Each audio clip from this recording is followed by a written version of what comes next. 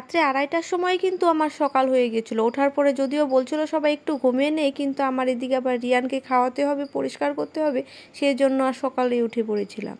রাত্রে 3টের সময় রেডি হয়ে রিয়ানের অবস্থা দেখো, ও তো একদম ঘরে থাকতেই চাইছিল না আর কোলেও থাকতে চাইছিল না। গ্রামের পরিবেশ রিয়ানের কিন্তু বেশ লেগেছে, তো ওখান থেকে আসতেই চাইছিল না। কেউ যদি জিজ্ঞেস করছিল কিরে বাড়ি যাবি না, ও কিন্তু মাথা নেড়ে একদম না করে দিচ্ছিল। রিয়ানের মধ্যে না আমার মতো ওই স্ট্রেট ফরওয়ার্ড ব্যাপারটা আছে, জন্য যে যাই বলে বলুক, যাদের যা বলা তারা বলবে, তাদের মুখ তো আর ধরে রাখতে পারবো না। এতে আমাদের মন খারাপ হয় যদিও অনেকের ভালো হয়। এই দেখো না, ফেসবুক খুললেই সুমির বাড়ি নিয়ে অনেকে অনেক রকম বাজে কথা বলছে, আবার অনেকে রোস্টও করছে। কেননা সে শ্রাদ্ধ বাড়ির ব্লগ করে রাতারাতি ভাইরাল হয়ে টাকা রোজগার করছে। বলে কি জানো, এই বয়সে এসে টাকা রোজগার করে নিজের মা বাবার জন্য বাড়ি বানিয়ে দিচ্ছে, এতে লোকজনের হিংসা হচ্ছে, অন্য কিছুই না।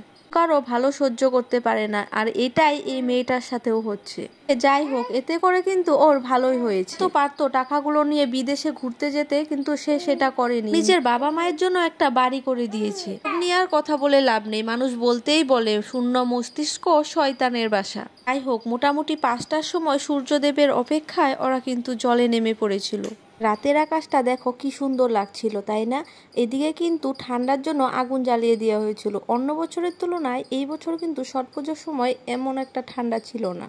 ভগবানের আশীর্বাদে এই বছরের ছট পুজোও শেষ হয়ে গেল। তারপরে একে অপরকে সিঁদুর পরিয়ে দিচ্ছিল, আমাকেও কিন্তু অনেকে সিঁদুর পরিয়ে দিচ্ছিল। গ্রামের লোকজন না একটু সোজা সাপটা কথা বলতেই ভালোবাসে, ওরা পেছনে কথা বলতে ভালোবাসে না। তে কারো খারাপ লাগতে পারে বা ভালো লাগতে পারে। যেই বাড়িতে পুজোতে গিয়েছিলাম ওই বাড়ির পাশের লোকজনরা এসে এইভাবে কাজ করছিল যেন ওদের নিজেরই বাড়ি।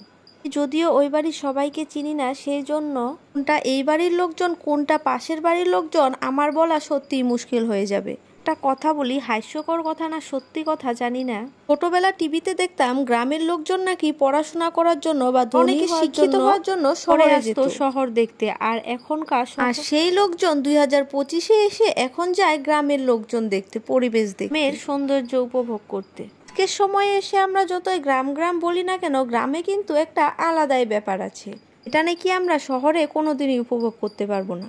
চাইতে বেশি যেটা ভালো লাগে, আমাদের এখানেকার তুলনায় ওখানে অত একটা গরম নেই। মোটামুটি দুর্গাপূজার থেকে ওরা কিন্তু সোয়েটার পরা আরম্ভ করে দেয়। অনেকে আমাকে বলছিল তুই এরকম ভাবে সেজেছিস কেন, বা বিহারি স্টাইলে সেজেছিস কেন। আরে আমরা ভারতীয় সংস্কৃতিতে বাস করি, মানে কতটি সংস্কৃতি আছে সেটা গুগলেরও বলা মুশকিল হয়ে যাবে। ভাবলাম গুগলকে একবার সার্চ করেই দেখি। গুগলে সার্চ করে দেখলাম যে ভারতে কতটি সংস্কৃতি আছে সেটা বলা গুগলেরও মুশকিল হয়ে যাবে। প্রত্যেকটা সংস্কৃতিকেই আমরা সম্মান করি। এর ভিডিওটা এই পর্যন্ত। এই ভিডিওতে বলা কোনো কথায় কোনো ভুল থাকলে কমেন্ট সেকশনে জানিও। এর মতো এই পর্যন্তই, টাটা।